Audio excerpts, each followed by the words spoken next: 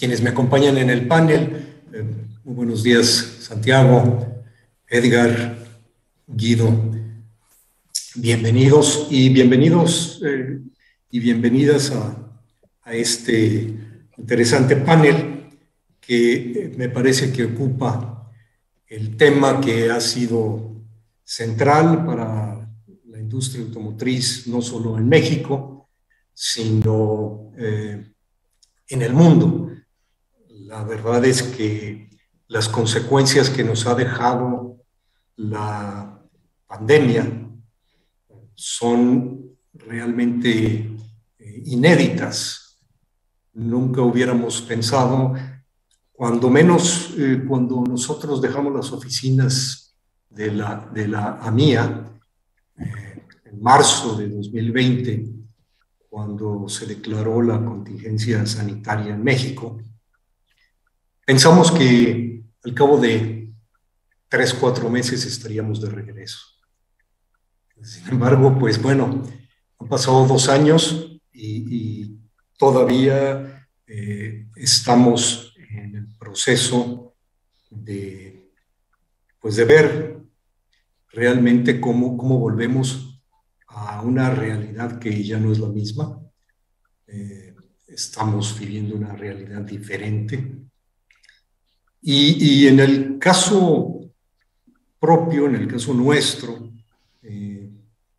como comentaba yo, a inicio de 2020 se declara la emergencia sanitaria y a diferencia de lo que sucedía en Canadá y en Estados Unidos, en México la industria automotriz no fue considerada como una industria esencial desde el principio. Por lo tanto, bueno, pues nos vimos obligados a suspender operaciones, tanto las líneas de ensamble, las plantas armadoras de vehículos, como la red de distribuidores. Exclusivamente en la red de distribuidores lo que se permitía era la atención en las estaciones de servicio, los talleres para el mantenimiento de los vehículos.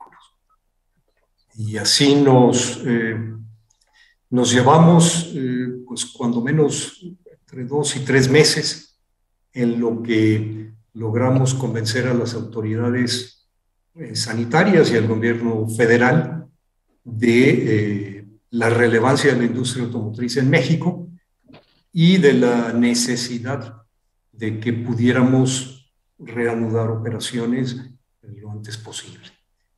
Esto, bueno, pues sucedió hacia el segundo semestre del 2020 y la producción tuvo un repunte importante. El segundo semestre en 2020 tuvimos una reactivación importante que se vio disminuida hacia el final del año, cuando empezamos justamente a resentir el tema que ahora nos trae a este panel, que es el de la escasez de semiconductores.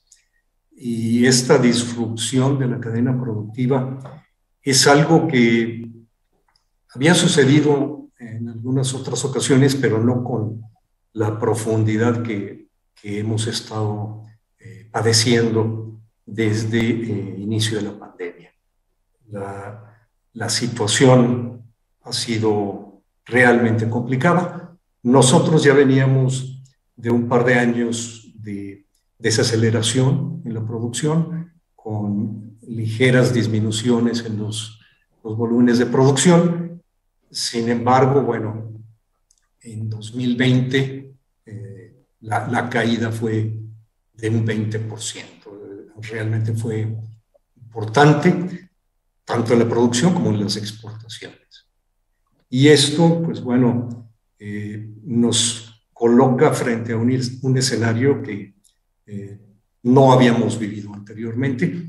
Las crisis que habíamos enfrentado eran de carácter meramente económico global y nos habíamos tenido forma de reaccionar y recuperarnos en forma pues más o menos acelerada. Ahora estamos viendo que pues habrá que tener estrategias novedosas para hacer frente a esta crisis.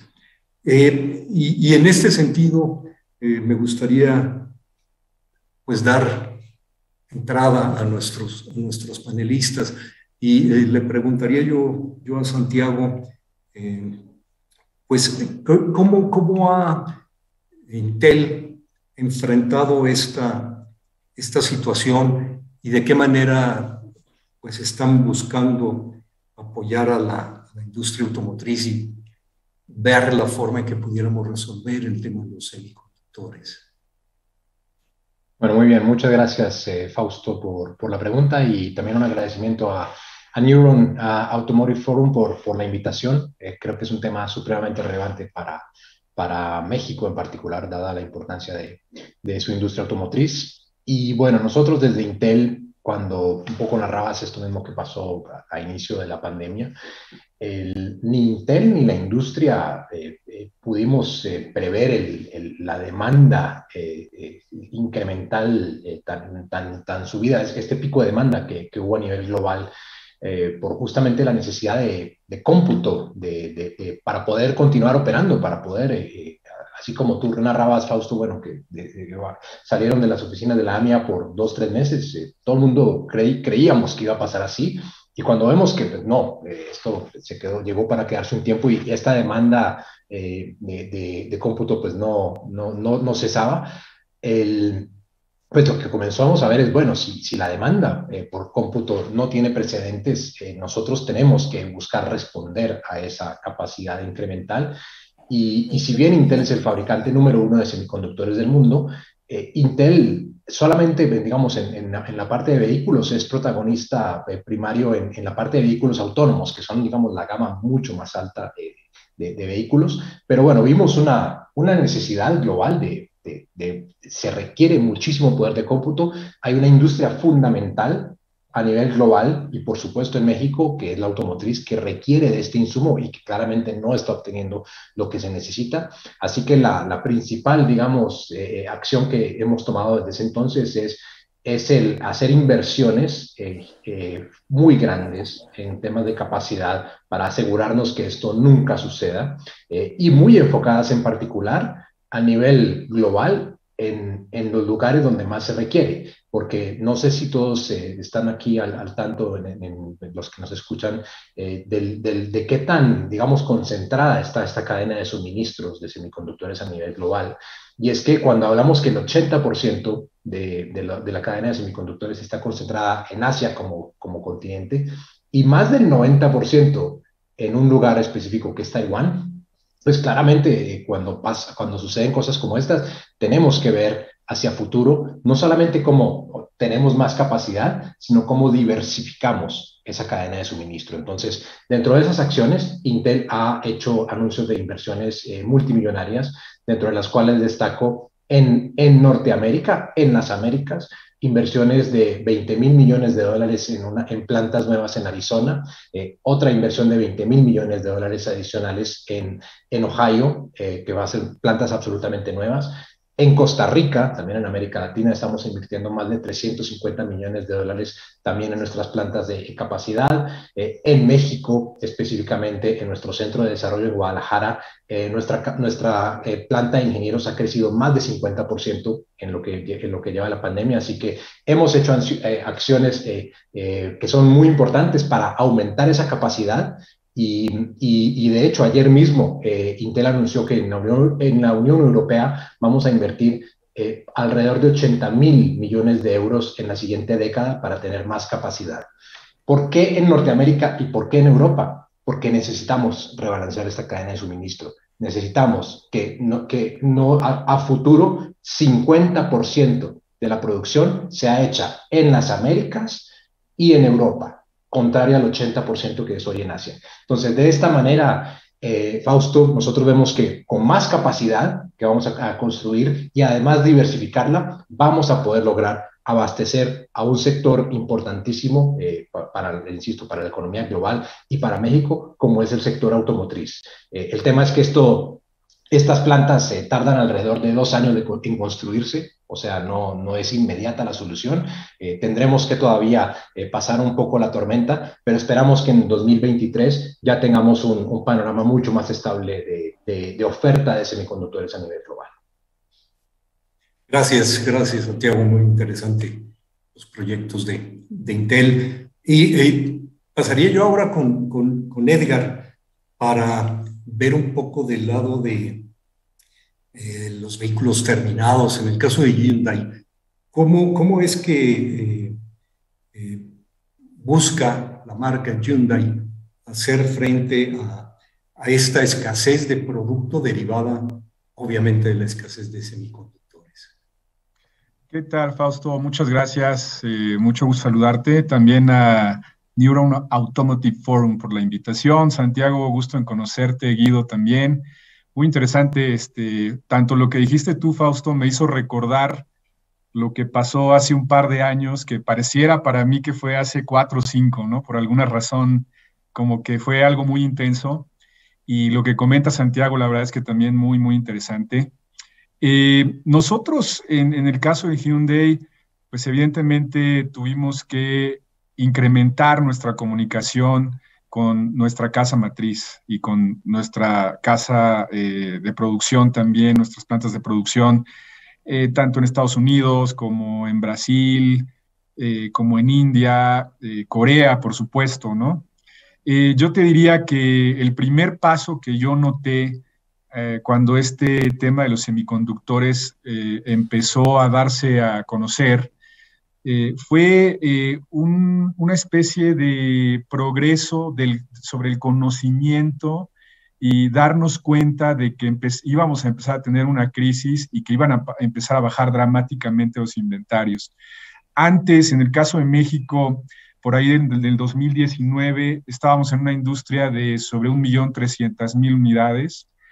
Y creo que en el caso de Hyundai en particular, en los últimos 2 años fuimos capaces de crecer, o no de crecer tanto como creció o decreció la industria en México.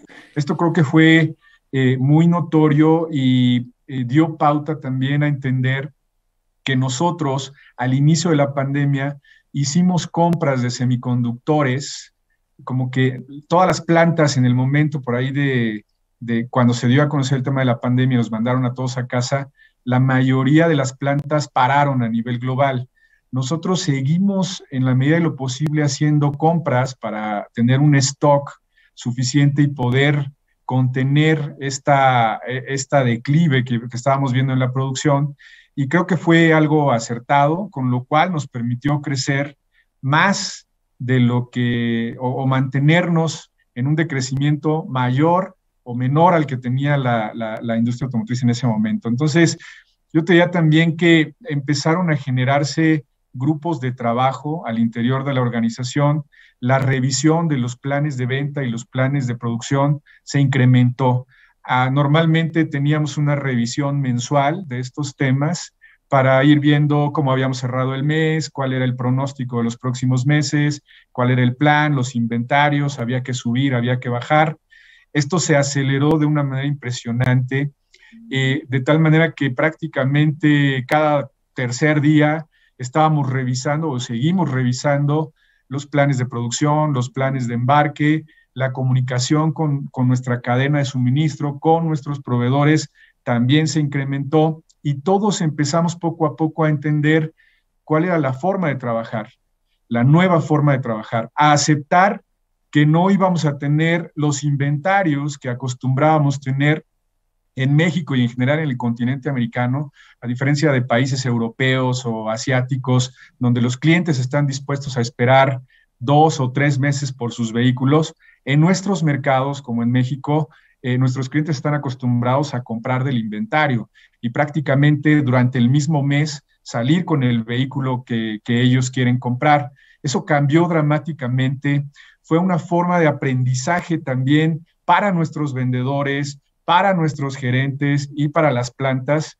Y también desarrollamos métodos de asignación de vehículos a nuestros distribuidores, poniendo atención clara de información muy, muy realista sobre dónde estaban nuestros clientes formados, dónde estaban las solicitudes de crédito, y ahí empezamos a mandar todos los vehículos tratando de ser lo más justos posibles, tratando de respetar los tiempos de espera de nuestros clientes y siempre pidiéndole a nuestro equipo comercial y a los vendedores, que son finalmente los que atienden a los clientes, pues que fueran muy transparentes y que manejaran las expectativas de los clientes de la manera más transparente posible. No es sencillo porque los planes cambian, como dije hace rato, prácticamente cada semana o cada tercer día, y entonces estar mandando esta información y estar comunicando a toda nuestra red de distribuidores, pues ha sido clave para poder tener un buen resultado. Y finalmente, también hemos tenido algún impacto en el abastecimiento de partes, quizás por la falta de semiconductores también, o en la logística hubo también algunas complicaciones adicionales. Y bueno, pues en esa parte también trabajamos mucho con la proveeduría, diversificamos fuentes de producción para poder abastecer lo más rápido posible a nuestros clientes, ¿no? De tal forma que, bueno, pues a través de estas medidas, que es básicamente el, digamos, fortalecimiento de la administración de la cadena de suministro y de la comunicación transparente, es como hemos podido tener mejores resultados. Es lo que te puedo comentar, Fausto. Muchas gracias, Edgar. Lo que entiendo de lo que han comentado ambos, tanto Santiago como tú, es que en realidad esta pandemia nos ha puesto a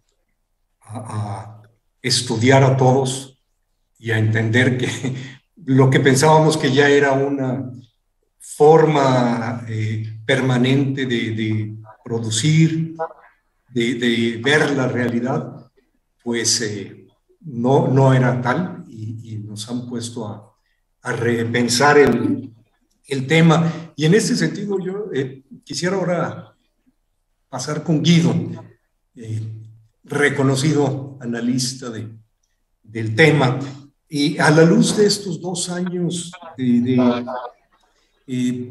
pues disrupción y de dificultades que hemos estado enfrentando, ¿cuál consideras que pudiera ser el escenario que estaríamos pues, tocando hacia adelante en los próximos meses? Buenos días a todos.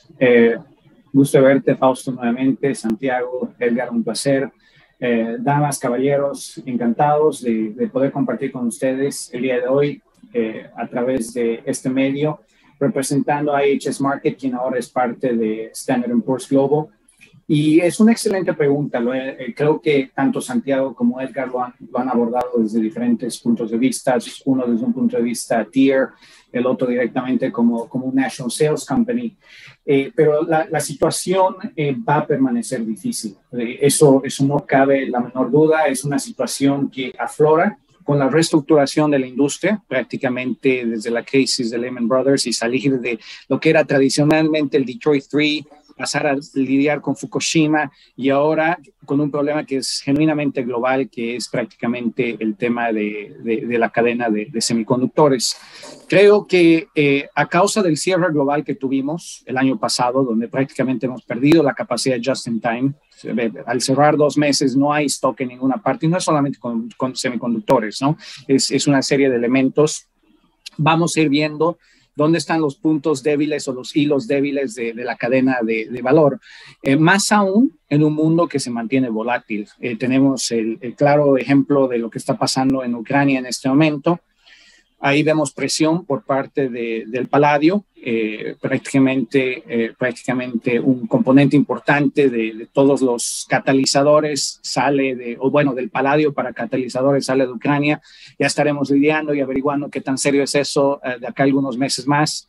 El gas neón, que se utiliza para soldar los semiconductores, 50% de toda la producción de gas neón para el mundo sale, para todos los semiconductores, no solo automotriz, sale de Ucrania. ¿Cómo reemplazamos eso? Otro problema. Y obviamente el tema de carbón negro, que ese sí es mucho más fácil de suplir porque al final del día carbón negro los países no lo hacen porque es un producto sucio prácticamente, es un derivado del proceso de refinería del petróleo. Sí, pero 40% de toda la producción de uno de los proveedores más grandes de carbón negro está basada en Ucrania y ahora hay que ver cuánto puede atar China y la India para poder hacer esto porque el carbón negro se utiliza para producir llantas. Aterrizando un poco más sobre el tema de semiconductores, que creo que es la preocupación de la mayor parte de la industria en este momento, hemos tenido un cambio significativo, ¿no? A lo largo de estos últimos 5 años hemos ido de 700 semiconductores a 1.500 semiconductores, eso al 2021. Este año estamos saltando a 1.600. Quiere decir, tenemos un incremento en la cantidad de semiconductores que presenta el primer reto que tenemos. El segundo es la capacidad disponible, que es lo que ha mencionado Santiago, y más aún en el área de negocios que él aborda, ¿no? Que es el producto más premium, pensando en carros eléctricos, carros autónomos, etcétera, etcétera, donde vamos a necesitar entre 2.200 a 2.400 chips por vehículo. Entonces, la demanda para chips es exponencial, es un tema de seguridad nacional, y yo creo que hay muchas compañías que están dedicadas a esto y vamos a ver una recalibración de dónde está esta base de manufactura, como bien lo menciona Santiago, pero el problema es de que nada de esto llega de manera instantánea, no es como encender un foco y se dice ya aquí está mañana, sino de que va a demorar un tiempo y eso nos va a poner un limitante, ¿no? De que cualquier materia prima que falte, más la falta de disponibilidad de semiconductores, vamos a vivir en una industria, como la menciona Edgar, reuniéndonos cada 3 días para tomar decisiones y seguir evaluando cuál va a ser el proceso de ventas y ajustense los cinturones, señores, porque esto no cambia ni el 2022 ni el 2023. Esperemos que Intel y otras compañías aceleren un poco el proceso y ya nos permitan dormir un poco mejor de noche. Muchas gracias, Guido. Pues bueno, el panorama que nos presentas muy realista, nos deja, pues pensando en que lo que comentaba yo, esta es una crisis inédita que requiere pues mucha creatividad y formas de atacar lo que ya habíamos determinado como que era una forma de vida prácticamente, como dices, el just in time, que en muchos casos no solo era el just in time, sino el just in sequence, donde el proveedor incluso llega y provee los componentes ya preensamblados en la línea de ensamble del propio vehículo. Y es parte del programa de producción de la armadora de vehículos. Sin embargo, pues bueno, estamos en una situación donde los inventarios han dejado más bien lo que no teníamos ya de inventarios, tendremos ahora que estar administrando esa pues entrega ya no secuencial, sino aleatoria de productos y básicamente pues semiconductores. Lo que es cierto es que también en el caso de los semiconductores pues no somos el principal cliente de los proveedores y es ahí donde creo que la industria automotriz tiene que repensar de qué manera va a atacar esta forma, incluso alianzas a inversiones con quienes se dedican a la fabricación, de modo que pudiéramos pasar de ser el último cliente al cliente principal de quien nos va a atender directamente. No sé si esto será o no posible, pero es cuestión de que tenemos que innovar en la forma que vamos a estar haciendo frente a este tema, ¿no? Y en este caso, Guido, no sé cómo es la situación y la reorganización de las cadenas de suministro Ahora sí, ya viéndolo de una manera un poco más focalizada en la región de Norteamérica y bueno, considerando que tenemos también un reciente nuevo tratado, que es el tratado entre México, Estados Unidos y Canadá, donde precisamente lo que buscábamos era este tránsito de la globalización a la regionalización. Entonces, ¿cómo ven ustedes esta posibilidad y las expectativas de éxito en este caso? Excelente pregunta, Fausto, y creo de que este va a ser un proceso evolutivo para muchos de nosotros.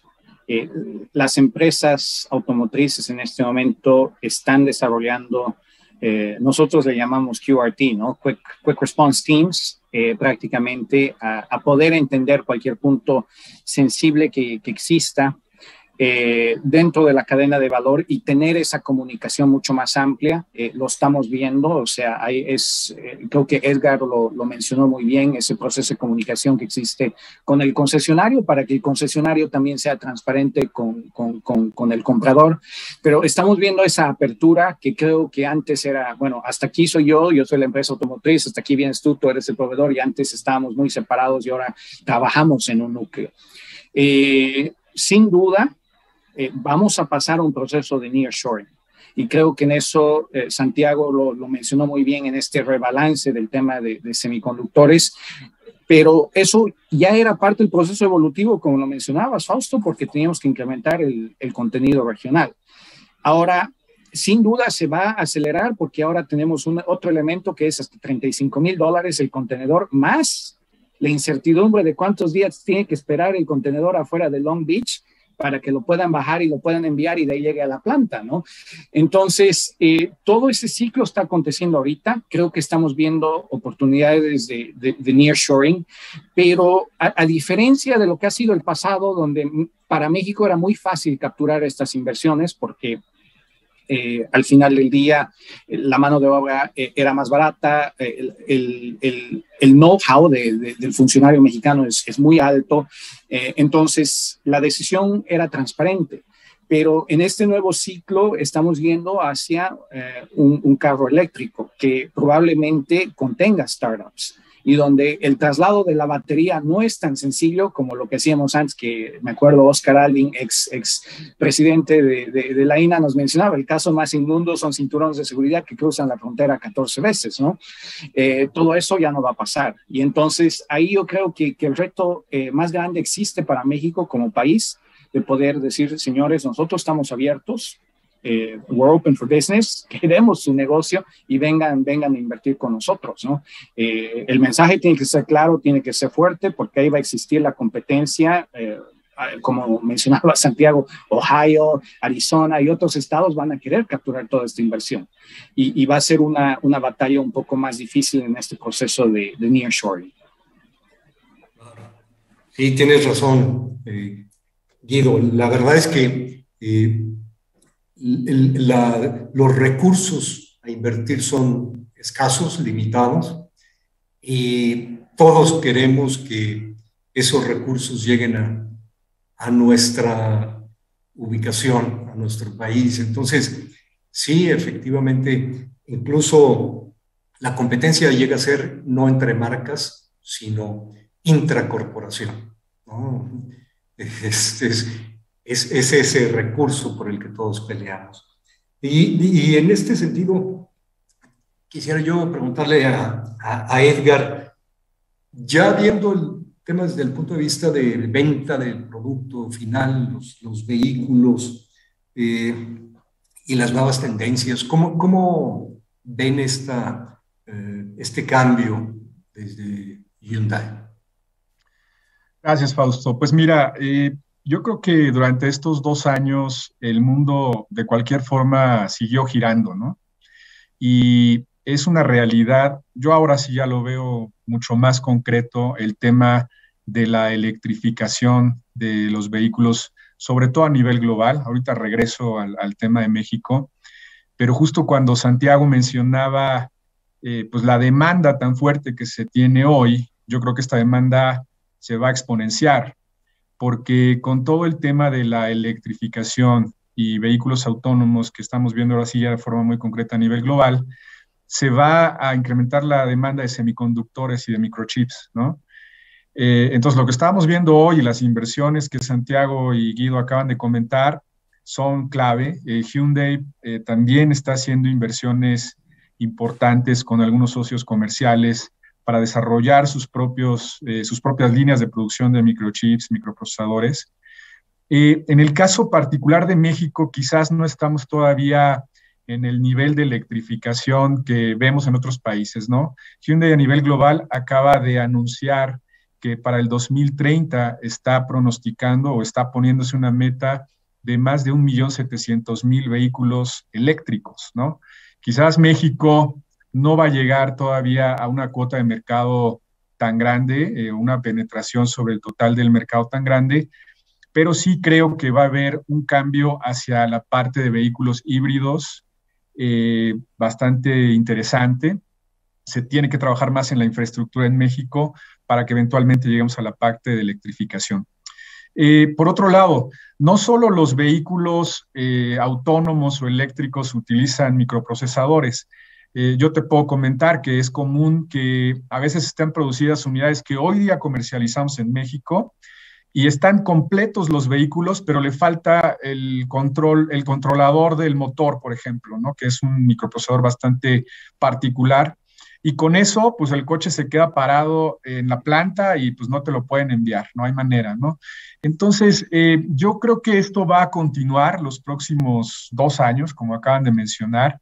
En cuanto a las tendencias en el mercado mexicano, creo que nos vamos a educar y vamos a empezar a hacer inversiones en sistemas y procesos para mantener a nuestros clientes muy enterados y muy informados de lo que está pasando con sus vehículos. Creo que y Hyundai tiene este compromiso de seguirlos manteniendo informados para que tengan las expectativas correctas en cuanto al tiempo de espera de las unidades.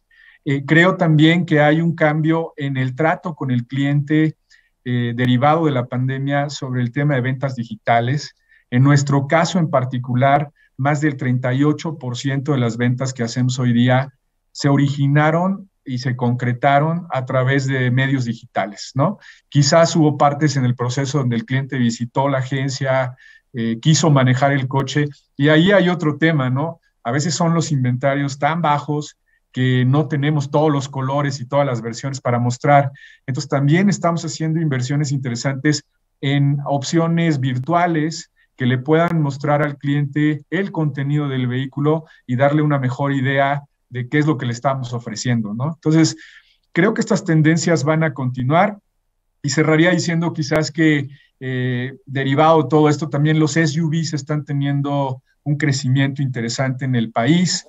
No estoy seguro si está directamente asociado al tema de los semiconductores, me parece que era más bien una tendencia que ya veníamos viendo en el mercado, alineado con el tema global.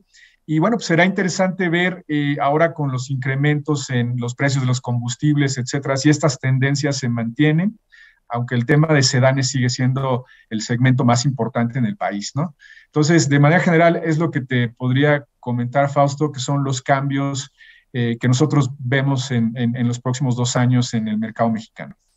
Gracias, Edgar. Sí, muy interesante esto que comentas de el cambio del cliente en su visión de compra. Yo en lo particular hace unos meses hice el cambio de vehículo y lo que antes estaba acostumbrado a en una semana cerrar una operación, pues tuve que esperar cerca de 4 meses para poder adquirir el vehículo que tenía en mente. Es algo que sí nos va a llevar a pensar distinto, y creo que también pues hay clientes que están repensando si requieren ser propietarios de un vehículo o hay alguna otra forma de movilidad, porque es un tema que también nos va a pegar de las nuevas formas de movilidad que se van a dar en las ciudades. Y bueno, en este sentido, Santiago, estamos hablando de cómo nos ha pegado estos 2 años de disrupción de cadenas productivas. ¿Cómo lo verían ustedes en Intel? Y un poco enfocándonos ya más a lo que es la región de América del Norte. Pues muy bien, Fausto. Yo te diría que vamos en el camino correcto en cuanto a esta diversificación, digamos, de la cadena de suministro. El tema es, como ya mencioné yo y otros también lo han dicho, toma tiempo. Yo creo que la humanidad en general no era consciente, sino hasta que llegó la pandemia, de la importancia que tienen los semiconductores en todas nuestras vidas y cómo los semiconductores enriquecen la vida de todas las personas en el planeta, porque desde que nos levantamos hasta toda nuestra trayectoria, digamos, durante el día, pasa por semiconductores. Y bueno, en ese momento en que la humanidad se da cuenta, es cuando vienen estas acciones como las que ya les relaté, de estas inversiones masivas que estamos haciendo, que bueno, que van sin duda a lograr el objetivo de diversificar la cadena y llegar a ese que 50% de la cadena de suministro no esté concentrada en Asia, sino que esté en América, en Europa. Vamos en el camino correcto. Pero toma tiempo, porque construir una de estas plantas son 2 años. Los semiconductores son unos de los dispositivos más complejos de fabricar del ser humano. Entonces, es algo supremamente complejo, pero vamos por el camino correcto. Ahora, lo más, digamos, imperativo o que hace que esto sea imperativo para resolver es que datos como los que mencionaron ahora, bueno, cuando Guido decía, hoy por hoy un vehículo tiene alrededor de 1.600 semiconductores. Esto, de aquí al 2030, nosotros estamos viendo que el 20% de la lista de partes que se requieren para construir un vehículo de alta gama van a ser semiconductores.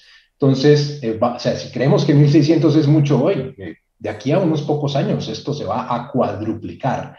Y esto porque pues cada vez justamente, o sea, así como mencionabas, bueno, Edgar mencionaba las SUVs, los vehículos eléctricos, autónomos, pues nosotros todos queremos una mejor experiencia para conducir y eso implica pues más semiconductores, más tecnología. Así que si pensamos en un mercado como este en donde se van a cuadruplicar la cantidad de semiconductores, y que además, como tú bien decías, Fausto, una frase muy real, aunque es desafortunada, no, en la industria automotriz no es el principal cliente de las cadenas de semiconductores, pues queremos cambiar eso desde Intel y es por eso que hemos hecho estas inversiones, porque lo que nosotros queremos es poder, a través de nuestra estrategia de vender, de manufacturar para terceros, es poder suplir a toda la industria automotriz y que eventualmente Hyundai y que Edgar no tengan que decir que, bueno, no, me falta producto, sino al contrario, es decir, aquí estamos, vamos a suplir todas sus necesidades y hacia allá vamos, solo que eso va a tomar tiempo. Y si pensamos justamente en la cantidad de semiconductores que va a requerir un auto como los que describía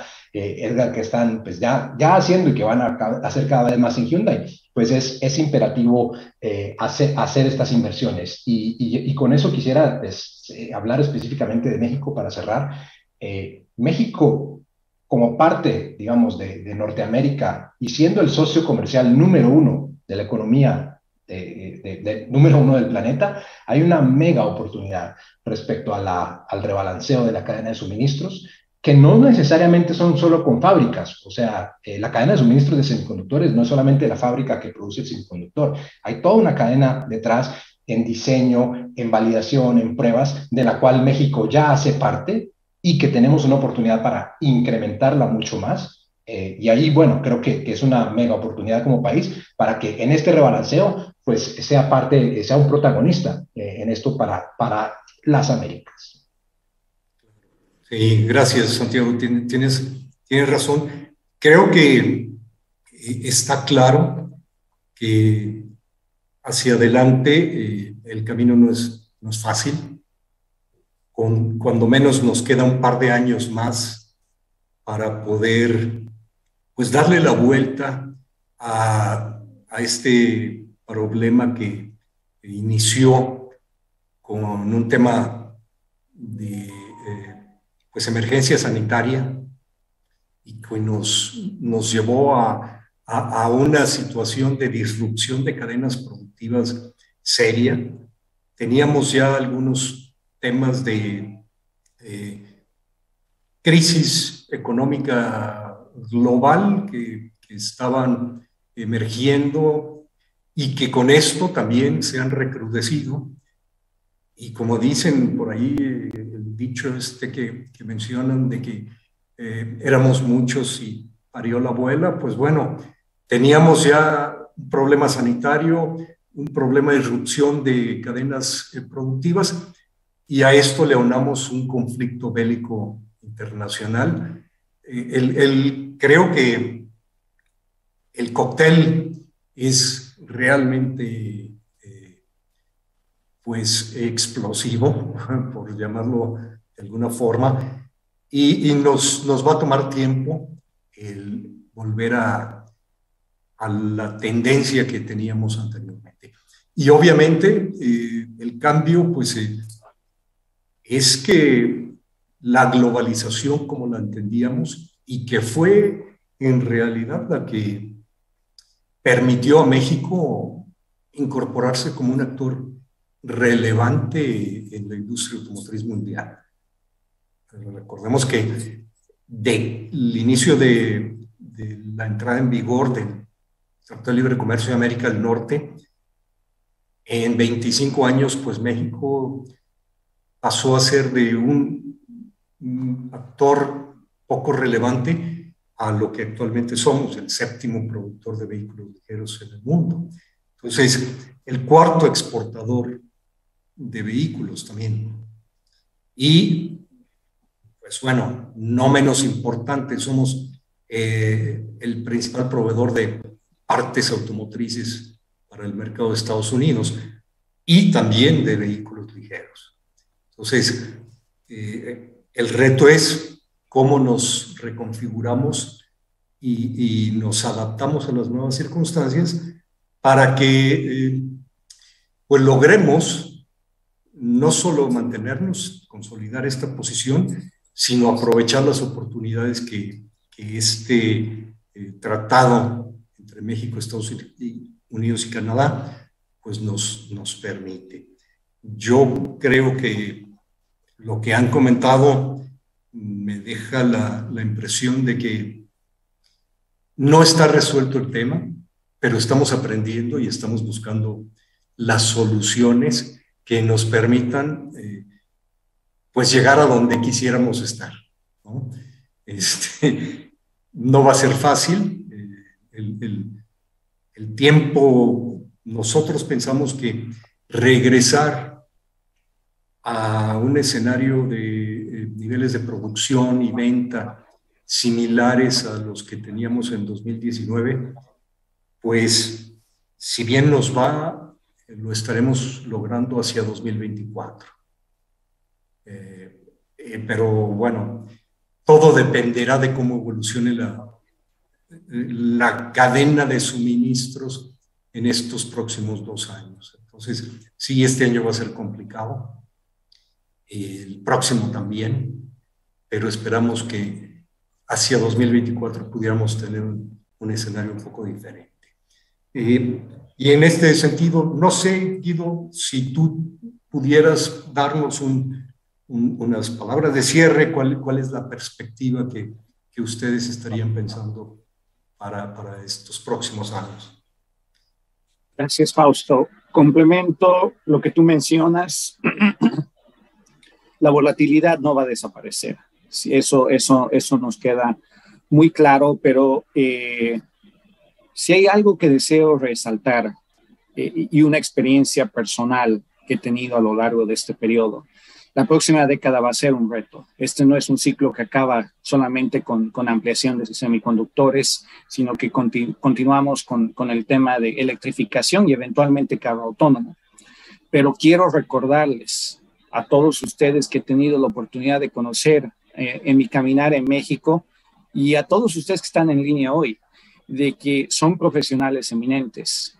Han encarado ya varias crisis, esta es una más de ellas, lo han hecho de manera muy eficiente. No se olviden los números sobre los cuales Fausto hablaba en este momento, ser el 7º productor más grande del mundo, haber recibido 40,000 millones de dólares en inversión como industria automotriz, solamente OEMs, sin incluir el tema de autopartes a lo largo de la última década. Son números muy importantes, hablan sobre el logo que ustedes tienen, los mercados a los cuales exportan, que son los mercados más competitivos del mundo, y la capacidad profesional que ustedes tienen. Recuérdense de eso, cada día están plenamente capacitados para encarar esto. Les deseo mucho éxito en este proceso y aguardo cualquier pregunta que tengan para poder atenderla. Muchas gracias, Guido. Edgar, ¿qué nos puedes comentar como conclusiones de este panel tan interesante? Muchísimas gracias, Fausto. Pues mira, yo quisiera decirles que en Hyundai nos gustan los retos.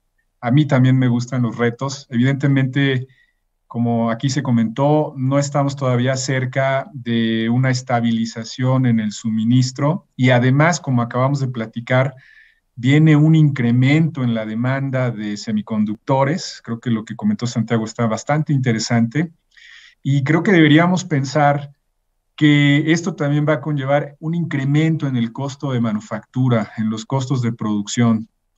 Entonces, tampoco es tan malo, creo yo, el modelo de negocio just in time, ¿no? O el modelo de producción o de abastecimiento just in time. Creo que hace rato Guido lo mencionó, en la crisis de 2008, todos vimos un decremento de los inventarios muy interesantes a nivel global, nacional, ¿no? Pero inmediatamente todos regresamos a lo mismo, ¿no? Y tuvimos exceso de producción, exceso de inventarios respecto a la demanda que veíamos. Creemos que allá afuera hay clientes que necesitan movilidad, hay una demanda bastante interesante. Creo que tenemos un reto todos en conjunto, tanto toda la parte de proveeduría, la parte de manufactura, la parte de ventas, en términos de ser muy eficientes, y esa eficiencia nos permitirá absorber los incrementos de costos que vienen en lo sucesivo por la electrificación y el desarrollo de vehículos autónomos, que es una realidad y que mercados como el nuestro tienen que absorber aún más, ¿verdad? Entonces, yo lo veo como una oportunidad. Sigamos siendo efectivos, sigamos siendo transparentes, sigamos con la buena comunicación y posicionemos a México como una fortaleza en el tema de industria automotriz a nivel global, que hoy día lo es. Sigámosla poniendo todavía más arriba. Hay grandes oportunidades en lo que viene. Muchas gracias. Muchas gracias, Edgar, por tus palabras. Efectivamente, tendremos que hacer lo necesario para mantenernos en estos niveles. Finalmente, Santiago, si nos pudieras compartir algunas reflexiones finales. Por supuesto, Fausto. Como reflexión y mensaje para toda la audiencia, si bien está claro durante todas las intervenciones que pues esto no es un camino fácil, que todavía no hemos salido de ahí, vamos en la dirección correcta y quiero que sepan que Intel, como fabricante número 1 de semiconductores del mundo, está tomando acciones decisivas para que este problema no vuelva a ocurrir y poder decirle a la industria completa: estamos aquí para poder satisfacer toda esta demanda incremental. Entonces, va a tomar tiempo, pero vamos en la dirección correcta. Y aparte de esto, quiero cerrar también como lo dice Guido, como lo dice Edgar, esto es una oportunidad.